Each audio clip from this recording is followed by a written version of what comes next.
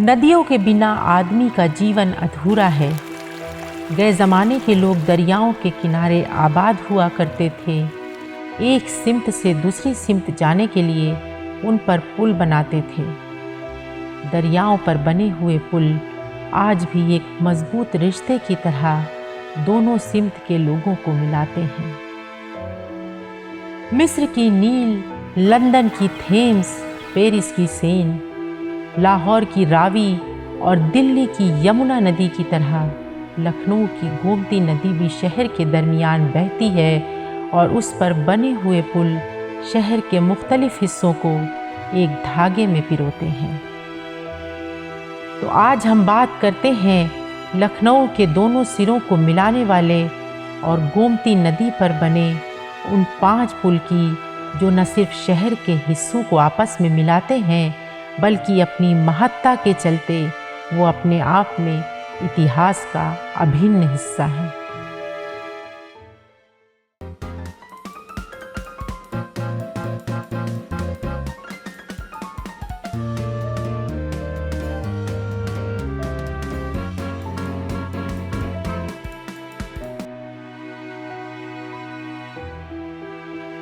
लखनऊ में सबसे पुराने पुल का उल्लेख स्टोन ब्रिज या पत्थर वाले पुल का मिलता है, जिसका निर्माण सफदरजंग के दौर में उनके वजीर राजा नवल राय की निगरानी में शुरू हुआ, लेकिन ये पूरी तरह से तैयार सन 1780 में नवाब आसिफउद्दौला के कार्यकाल में हुआ और वक्त के साथ साथ उसे अलग अलग नामों से जाना गया। इसे शाही पुल भी कहा जाता था। इसका महसूल नवाब आसिफउद्दौला की बेगम शम्सुन्निसा को जाता था। वास्तुकला की दृष्टि से ये अपने आप में एक अनूठा प्रयोग था, जो ना जाने कितने सैलाबों से टक्कर लेता रहा और अवध और लखनऊ के इतिहास का गवाह बनता रहा। जब वक्त के थपेड़ों ने इसे कमज़ोर कर दिया तो इसे नए कलेवर में ढाला गया और इसका नाम रेड ब्रिज या लाल पुल और पक्का पुल हो गया। 19वीं सदी के आखिर में अंग्रेज़ों ने एक बार फिर इसे थोड़े बदलाव के साथ नई मजबूती दी तो इसका नाम उस समय वाइसरॉय लॉर्ड हार्डिंग्स के नाम पर हार्डिंग ब्रिज पड़ गया। इसका इनॉग्रेशन 10 जनवरी 1914 को उसी दिन किया गया जिस दिन किंग जॉर्ज अस्पताल का इनॉग्रेशन हुआ। ये पुल टीले वाली मस्जिद को खदरा होते हुए सीतापुर जाने वाली सड़क से जोड़ता है। लखनऊ के दूसरे उल्लेखनीय पुल को हम आयरन ब्रिज के नाम से जानते हैं, जो मौजूदा हाथी पार्क स्थित गोमती के किनारे को डालीगंज से जोड़ता है। ये लखनऊ के इतिहास में सबसे लंबे समय तक बनने वाला पुल है, क्योंकि इसके बनने की शुरुआत सन 1816 में नवाब सादत अली खां के देहांत के 2 साल बाद शुरू हो गई थी और इसके लोहे के बने बनाए हिस्से इंग्लैंड से इंपोर्ट किए गए थे। इसके इंपोर्टर के देहांत स्वरूप इसका काम बंद हो गया और फिर नवाब अमजद अली शाह के दौर में ये काम चलता रहा, लेकिन पूरा ना हो सका और फिर 30 साल के पश्चात नवाब मोहम्मद अली शाह के दौर में ये पुल बनकर तैयार हुआ।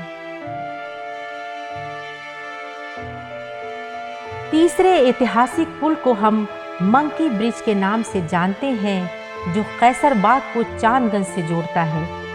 उस ज़माने में वो जगह जहां आज लखनऊ विश्वविद्यालय मौजूद है, यहाँ अमरूद के बहुत बड़े बड़े बाग हुआ करते थे, जिसके कारण वहाँ बहुत अधिक संख्या में बंदरों का वास था, जिसके चलते जब ये पुल बन के तैयार हुआ तो इसका नाम मंकी ब्रिज पड़ गया।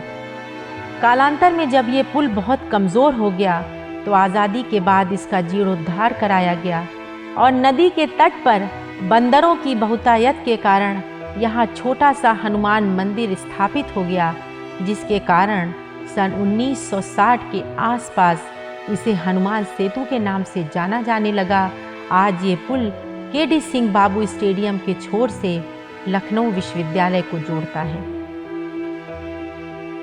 लखनऊ का चौथा पुल वो है जो सिकंदर बाग की ओर से भीकमपुर, महानगर या पेपर मिल कॉलोनी को जोड़ता है और जिसे 70 की दहाई में बसने वाले इंदिरा नगर तक जाने वाले मुख्य मार्ग के तौर पर देखा जाता है। ये पुल पूरी तरह से स्वतंत्र भारत में ही वजूद में आया। इससे पहले गोमती नदी के उस पार बसने वाले गांवों के लोगों को बहुत लंबा सफ़र तय करना होता था या फिर वो लोग नाव द्वारा नदी पार किया करते थे।